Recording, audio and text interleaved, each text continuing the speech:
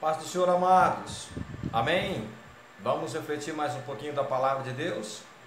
Amém?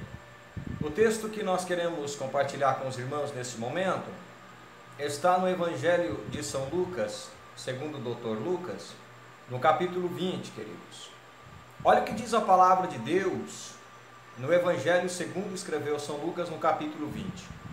Aconteceu num daqueles dias, estando ele, Jesus, ensinando o povo no templo e anunciando o Evangelho, sobrevieram os principais dos sacerdotes e os escribas e os anciãos. Ok? Em partes.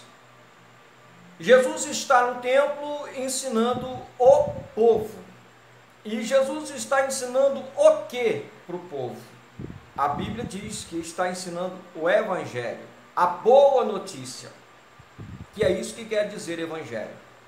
E qual é a boa notícia que Jesus está ensinando o povo no templo? Olha, a boa notícia é que o meu Pai me enviou à terra e através da minha vida, através do sacrifício que farei no lugar de vocês, vocês poderão receber perdão dos seus pecados, vocês poderão ter direito a entrar no céu por meio do arrependimento, de reconhecer. Serão batizados, vão fazer parte do meu povo. Então Jesus está ali com um discurso mais ou menos assim.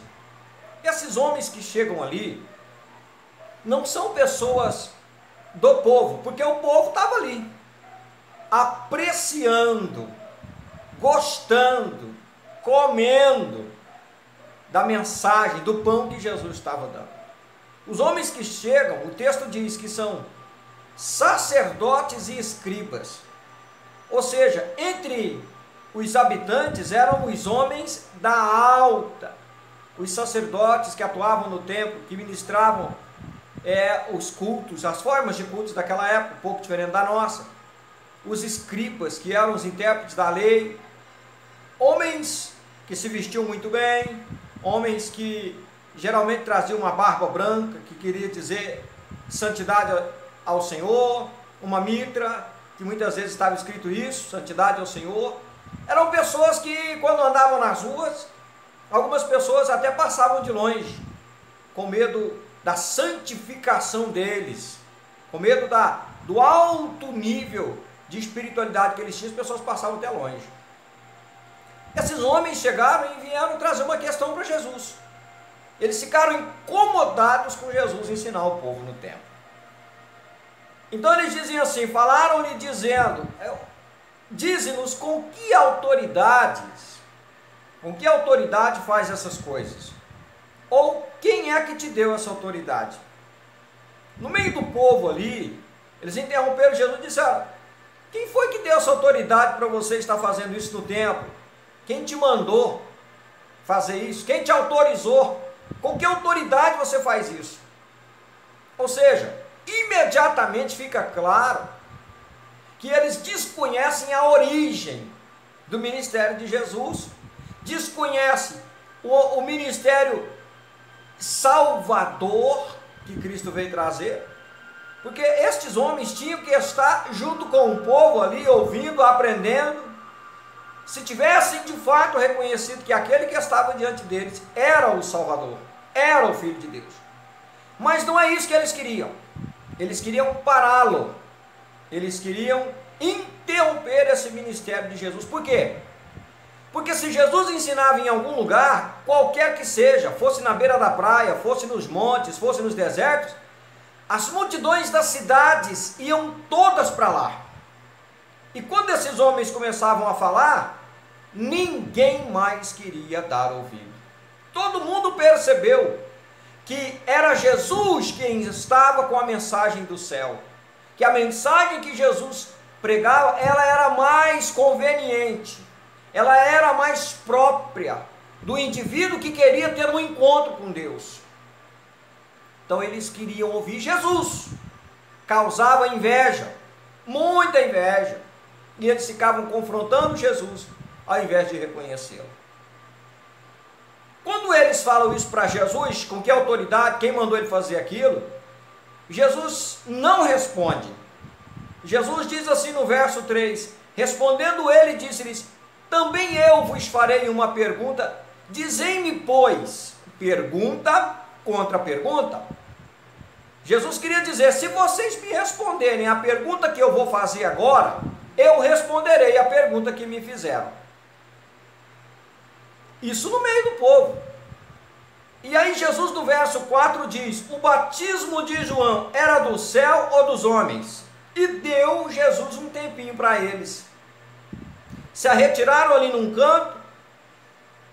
Verso 5, e eles arrazoavam entre si, dizendo, se dissermos que é do céu, ele nos dirá, então por que não crestes, se é do céu? Verso 6, se dissermos que é dos homens, todo o povo nos apedrejará, pois tem por certo que João era profeta. Verso 7, para não dizer nenhuma coisa nem outra, verso 7, responderam que não sabia de onde era. Verso 8, e Jesus lhes disse, tampouco vos direi com que autoridade faço isso. Entende como é que esse negócio acabou? Acabou em nada. Jesus continuou fazendo o que estava fazendo. A inteligência deles, o meio que eles elaboraram para pegar Jesus não deu em nada. Porém, uma coisa eu quero ressaltar, queridos do Senhor, nesse diálogo que foi presenciado pela própria multidão. Esses homens foram confrontados por Jesus, eles foram encurralados. Entende isso? Esses homens eles chegaram a concluir, quando eles saíram para um canto para pensar a pergunta de Jesus, eles concluíram que a posição deles era falsa. Eles concluíram isso. A pergunta de Jesus encurralou eles, os deixou sem saída. O que é mais fácil quando Deus nos encurralar em alguma ideia, alguma pergunta que Ele nos fizer, algum questionamento sobre a nossa conduta, Ele faz e nós ficamos sem saída? O que é mais fácil? É nos render. Nós temos que, quando formos assim, diante de Deus, encurralados por alguma pergunta dEle, por alguma questão que Ele está fazendo de como nós estamos vivendo, de como nós estamos servindo Ele, e aí a gente não tiver para onde ir, sabe o que a gente faz? Se rende. Senhor, eu não sei por que estou fazendo isso errado, mas eu estou fazendo errado, eu já vi, me perdoa, me ajuda. Mas esses homens disseram que não sabia, não é porque eles não sabiam, é porque eles não queriam morrer apedrejados. A resposta deles não era a resposta que eles queriam dar, eles deram essa resposta com medo do povo, porque a resposta que eles tinham que dar era que o batismo era do céu, que eles não reconheceram de verdade, que eles erraram e que eles precisavam de Jesus. Era essa a resposta. Mas isso tirava diante do povo praticamente a autoridade deles.